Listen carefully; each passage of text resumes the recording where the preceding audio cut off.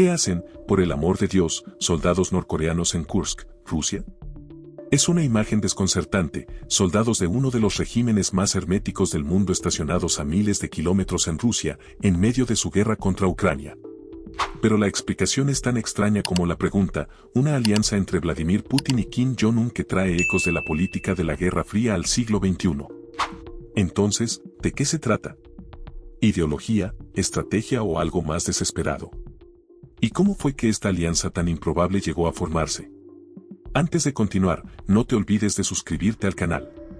Todos los días subimos videos nuevos de historias y las últimas noticias en el mundo militar. Suscríbete para que no te las pierdas. Continuemos. La razón se remonta a un pacto de defensa que Putin y el líder norcoreano Kim Jong-un crearon en junio de 2024. Ese pacto, que Corea del Norte ratificó oficialmente el 12 de noviembre de 2024, justo por la época en que Putin lanzó su contraofensiva en Kursk, obliga a cada nación a acudir en ayuda de la otra si es atacada. Si eso suena familiar, es porque es casi exactamente la misma configuración que tiene la OTAN bajo el artículo 5 de su carta. Si un país de la OTAN es atacado, todos responden como si hubieran sido atacados. Si Rusia es atacada, Corea del Norte envía a sus soldados para defender a su aliado. Eso es precisamente lo que ahora estamos viendo en Kursk. La invasión de principios de agosto por parte de Ucrania pretendía capturar territorio que luego pudiera usar como moneda de cambio contra Rusia. Entregaría Kursk de vuelta si Putin devolvía parte, o quizá toda, del territorio que ha tomado en Ucrania. Aunque eso puede seguir siendo así, lo ocurrido en Kursk también parece haber activado el pacto de defensa de Rusia y Corea del Norte, oportunamente cronometrado. Los norcoreanos están entrando en Rusia porque Ucrania atacó Kursk. Putin está usando esa invasión como excusa para introducir a un país completamente nuevo en el conflicto. Y ya está recibiendo a miles de soldados norcoreanos. El 18 de octubre de 2024, la BBC estuvo entre los primeros en informar sobre la llegada de soldados norcoreanos a Rusia. Señaló que la principal agencia de espionaje de Corea del Sur creía que el presidente Kim había enviado al menos 1.500 efectivos a Rusia. La cifra real probablemente era mucho mayor. El presidente ucraniano Volodymyr Zelensky dijo que la inteligencia de su país sugería que habían llegado alrededor de 10.000 norcoreanos. Medios surcoreanos pensaban que el número era incluso más alto, hablándose de 12.000. Ahora parece que Zelensky o la prensa surcoreana tenían razón. La cifra es de al menos 10.000, según The Kiev Independent, y casi todos estaban siendo enviados a una zona muy específica de Rusia. El portavoz del Pentágono Vedant Patel ofreció detalles. Hoy puedo confirmar que más de 10.000 soldados norcoreanos han sido enviados al este de Rusia, y la mayoría se ha trasladado al lejano oeste, al Oblast de Kursk, donde han comenzado a participar en operaciones de combate junto a las fuerzas rusas. Patel también señaló que los norcoreanos estaban siendo entrenados para usar la artillería rusa y vehículos aéreos no tripulados. También estaban aprendiendo sobre despeje de trincheras, una habilidad clave dado que la guerra en Ucrania ha visto un uso intensivo de trincheras en fortificaciones como las que Ucrania ha construido en Kursk. Todo ello conformaba una perspectiva aterradora para Ucrania. Y a partir de ahí solo empeoró. El 10 de noviembre de 2024, The New York Times reveló que Ucrania tenía mucho más de qué preocuparse que los 10 a 12.000 soldados norcoreanos que llegaban a Rusia. Putin tenía algo mucho más grande planeado, una contraofensiva con una fuerza combinada de soldados rusos y norcoreanos que podría alcanzar los 50.000 efectivos. Gracias a la inclusión de Corea del Norte, Putin pudo reunir esa fuerza sin tener que retirar a sus propios soldados de las ofensivas en curso en Donbass. Rusia estaba por fin lista para librar una guerra en múltiples frentes, una que le permitiera mantener su foco en Ucrania al tiempo que expulsaba a los invasores que habían irrumpido en el Oblast de Kursk. Al menos, esa es la narrativa que Putin y sus compinches del Kremlin querrían que creyéramos. Espera. ¿Ya te suscribiste al canal? Recuerda que todos los días subimos un video nuevo como este, con las últimas noticias e historias del mundo militar. Continuemos. The New York Times predijo el 10 de noviembre que el ataque de los 50.000 llegaría en los días siguientes. Esa predicción resultó profética. El 12 de noviembre de 2024, surgieron informes de que Putin había introducido a sus 50.000 soldados en Kursk para recuperar territorio ruso en lo que se suponía serían unos días gloriosos para el líder de Rusia. Por fin podría superar la humillación que causó la invasión ucraniana, recuperando la fe del pueblo ruso en el proceso. Solo que no ha salido así.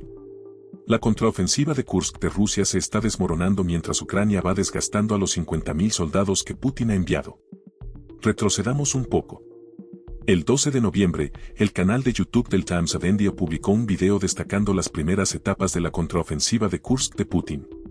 Afirmaba que el ejército ucraniano se inquietaba mientras Rusia lo tomaba por asalto con sus 50.000 soldados.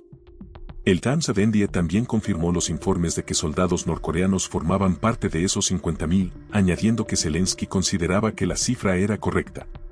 Todas esas afirmaciones se acompañaron de imágenes que mostraban explosiones y ataques contra lo que parecen ser vehículos y posiciones ucranianas. No pintaba un buen panorama para las perspectivas de Ucrania. Aún así, había una afirmación interesante en el video. Zelensky, en una publicación en Telegram tras una sesión informativa del general Oleksandr Syrskyi, comandante en jefe de las Fuerzas Armadas de Ucrania, señaló que las tropas ucranianas siguen conteniendo al grupo enemigo de casi 50.000 efectivos en Kursk. Rusia no había ganado. Y ciertamente no había logrado diezmar a las tropas ucranianas en Kursk como Putin habría esperado. En cambio, la contraofensiva hizo que el líder ruso recurriera a los mismos ataques por oleadas que ha usado tan a menudo dentro de Ucrania. Se enviaron batallones contra las posiciones ucranianas, seguidos por más, y luego aún más, mientras Putin empezaba a alimentar a sus soldados a una picadora de carne completamente nueva. Pero había un problema para el líder ruso. A estas alturas, Ucrania entiende exactamente cómo opera Putin. Estos asaltos por oleadas no son nada nuevo, y Ucrania también vio que una quinta parte de los 50.000 eran norcoreanos que habían recibido menos de un mes de entrenamiento, si acaso, en el uso de armas rusas. La contraofensiva sonaba mucho más impresionante sobre el papel de lo que sería en la realidad. Ucrania pronto se dispuso a demostrarlo. La ofensiva inicial de Rusia se vino abajo de forma espectacular. Las primeras señales de ese colapso aparecieron en Reddit. Un usuario con el nombre Capable Lab 7184 compartió un artículo publicado por The Kiev Post en el que se afirmaba que el primer asalto en Kursk se había convertido en un día negro para Rusia. Un examen más detallado del artículo revela más detalles. The Kiev Post afirma que Rusia inició una poderosa ofensiva el 12 de noviembre, enviando un batallón completo a atacar a la 47ª Brigada Mecanizada separada en Kursk. La oficial de prensa de la brigada, Anastasia BLYSHCHYK, dice que las cosas fueron muy mal para Putin y su improvisado conjunto de soldados y vehículos blindados.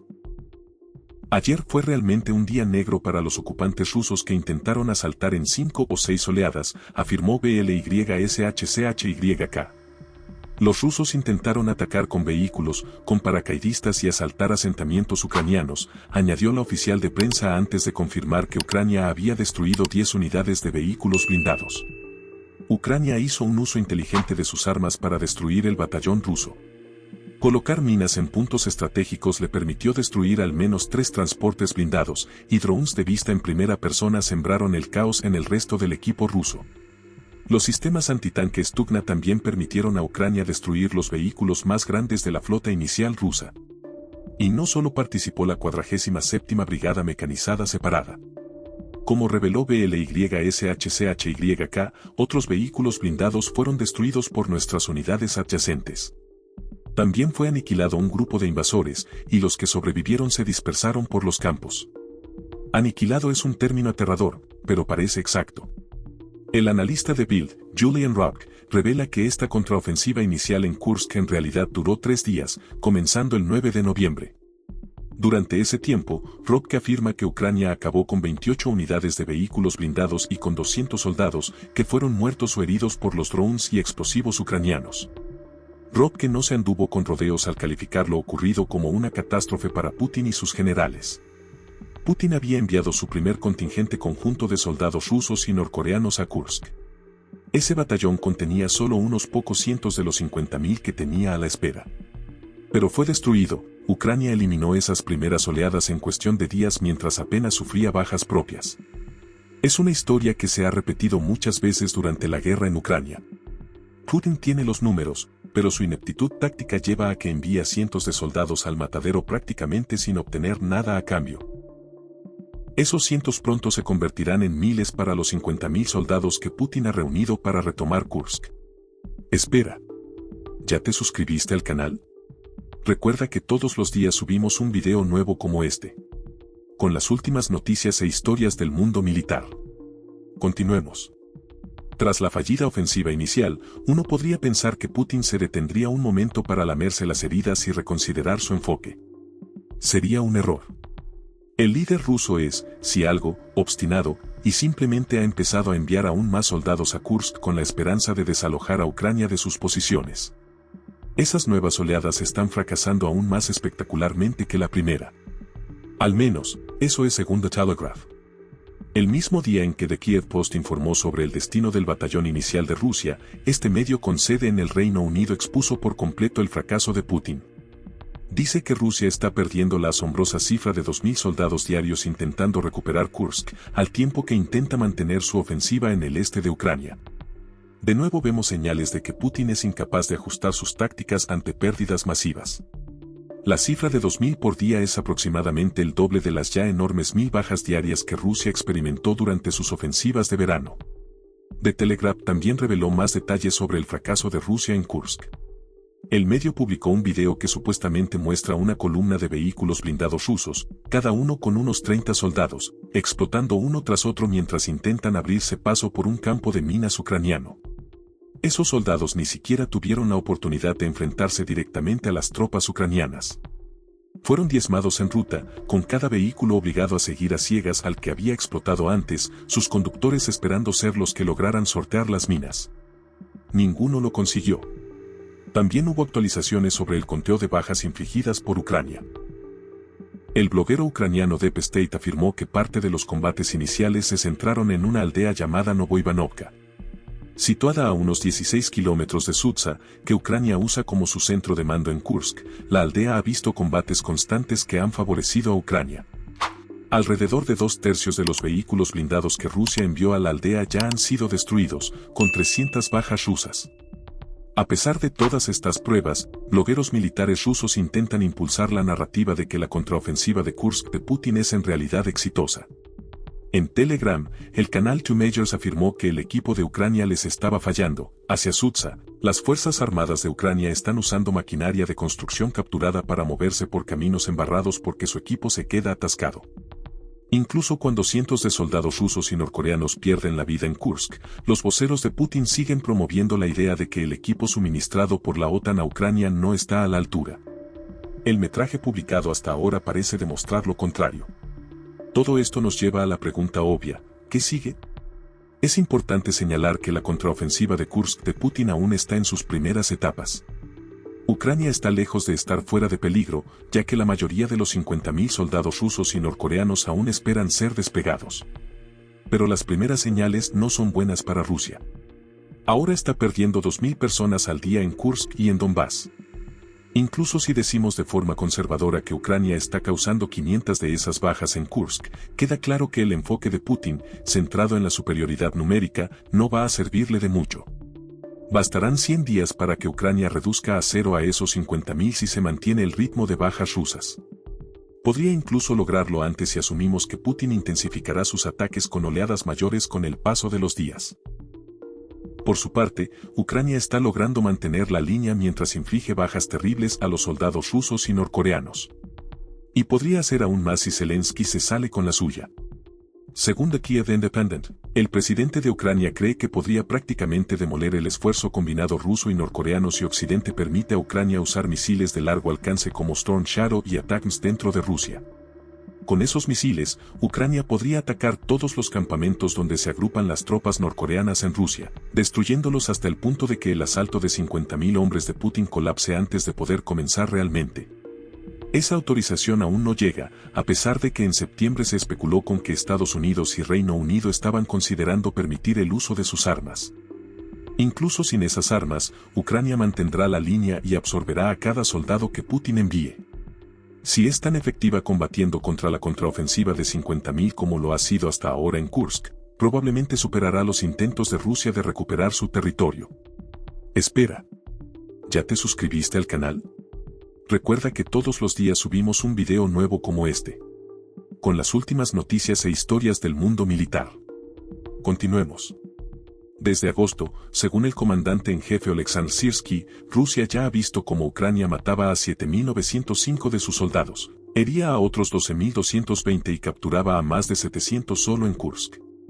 Ahora que Putin está volcando tropas en Kursk, esas cifras probablemente se disparen, ya que Ucrania tiene grandes contingentes en los que concentrar su fuego. En cuanto a Putin, sigue negándose a confirmar si hay soldados norcoreanos entre los 50.000 que ha enviado a Kursk. Francamente, no lo necesita. Hay pruebas de sobra que sugieren que sí los hay, y las afirmaciones del Pentágono que mencionamos antes bastan para confirmar que los norcoreanos están combatiendo en ese oblast ruso. Zelensky también ofrece una lectura positiva de la contraofensiva de Kursk de Putin. Hablando tras recibir una sesión informativa del comandante en jefe ucraniano, el general Oleksandr Syrski, Zelensky dijo: "Nuestros hombres están conteniendo a 50.000 efectivos del ejército ocupante que, debido a la operación de Kursk, no pueden despegarse en otras direcciones ofensivas en nuestro territorio". En otras palabras, que Putin esté tan centrado en Kursk alivia parte de la presión que Ucrania enfrenta en Donetsk y Donbass, tal como planeó Ucrania. Para Putin, sus fracasos iniciales en la contraofensiva de Kursk probablemente no cambiarán sus planes. Enviará a más de los 50.000, sacrificando tanto a rusos como a norcoreanos en el altar de su propio orgullo. Las tácticas no cambiarán. Se perderán aún más vehículos blindados junto con más vidas. La única pregunta que queda es si el enfoque de picadora de carne que tan mal le ha ido en Ucrania le servirá de algo mientras intenta retomar Kursk. Las primeras pruebas sugieren que no. Pero, ¿qué opinas de lo que Ucrania ha logrado hasta ahora en Kursk? ¿Quedarán agotadas las fuerzas combinadas rusas y norcoreanas antes de poder retomar el oblast? ¿Permitirán por fin Estados Unidos y el Reino Unido que Ucrania use sus misiles de largo alcance para atacar de forma preventiva los campamentos de esos 50.000? Comparte tus ideas en los comentarios y gracias por ver este video. Ahora ve a revisar. China está harta de Rusia, saquen a las tropas norcoreanas de Ucrania, o haz clic en este otro video. No olvides suscribirte para no perderte las últimas noticias del mundo militar.